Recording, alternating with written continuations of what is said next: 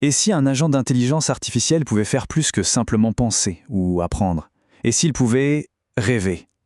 C'est une question un peu folle, et c'est pourtant le cœur d'un projet absolument fascinant qu'on va décortiquer aujourd'hui, le projet SimAgent. Vous voyez, cette question, ce n'est plus vraiment de la science-fiction. Non, c'est le point de départ d'une expérience bien réelle, une expérience qui est en train de bousculer complètement les frontières de ce qu'on appelle la vie numérique. Et c'est justement cette vision un peu folle qui a donné naissance au prototype SimAgent. L'idée, c'est pas juste de créer un programme, c'est de construire vraiment de A à Z une sorte d'entité numérique qui se comporterait comme un organisme vivant. L'idée fondamentale ici, ce n'est surtout pas de lui dicter un comportement rigide, pas du tout. L'objectif, c'est de lui donner les outils pour qu'il trouve par lui-même sa propre logique de survie, de manière totalement autonome.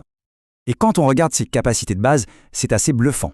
Percevoir, gérer ses besoins, apprendre, adapter son comportement, ça ressemble étrangement à ce que fait n'importe quel être vivant, non? Mais alors, le dernier point, consolider ses souvenirs grâce à un cycle de rêve, c'est là que ça devient vraiment révolutionnaire. Bon, alors concrètement, comment ça marche? Comment ces capacités prennent-elles forme? Eh bien, tout part de l'impulsion la plus basique qui soit, la plus fondamentale, l'instinct de survie. Il faut imaginer un peu comme un personnage dans un jeu vidéo, type les Sims. Le SimAgent est piloté par 5 besoins vitaux: la faim, la soif, la fatigue, etc. Si sa jauge de faim, par exemple, commence à baisser, ça crée chez lui une motivation, une urgence. Il doit trouver à manger. Chacun de ces besoins est en fait un moteur qui le pousse à agir. D'accord, mais comment fait-il pour apprendre à satisfaire ses besoins tout seul comme un grand? Eh bien, tout le secret réside dans une boucle d'apprentissage qui, en apparence, est toute simple, mais qui est en réalité d'une puissance redoutable. Alors, regardons ce cycle de plus près. C'est la clé de son intelligence. Premièrement, il observe. Il se rend compte, par exemple, qu'il est fatigué. Deuxièmement, il décide. Son cerveau lui dit que la meilleure action, c'est d'aller dormir. Troisièmement, il agit. Il se déplace jusqu'au lit.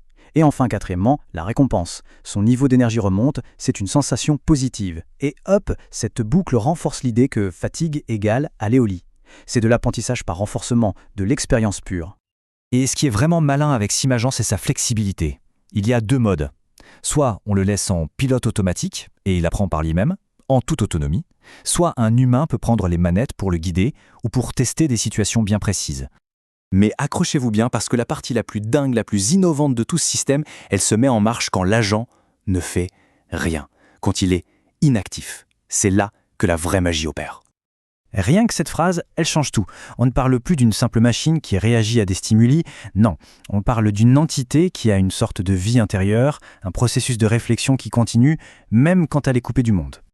Pour lui, le sommeil, ce n'est pas du temps perdu, c'est tout le contraire. C'est le moment où le véritable apprentissage se fait. Pendant qu'il rêve, il rejoue dans sa tête les actions de sa journée. Il renforce les stratégies qui ont bien marché et, à l'inverse, il se débarrasse de celles qui ont mené à un échec.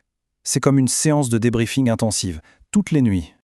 Et attention, ce processus d'oubli est absolument crucial. Une fois que les leçons sont apprises et consolidées, il efface la mémoire brute des événements. Pourquoi? Pour ne pas rester coincé dans ses vieilles habitudes. Chaque matin, il se réveille avec des stratégies plus affinées, mais aussi avec un esprit neuf, prêt à vivre de nouvelles expériences. Alors, on en vient à la grande question. Quel est le but final de tout ça? Construire un esprit numérique qui apprend et qui rêve?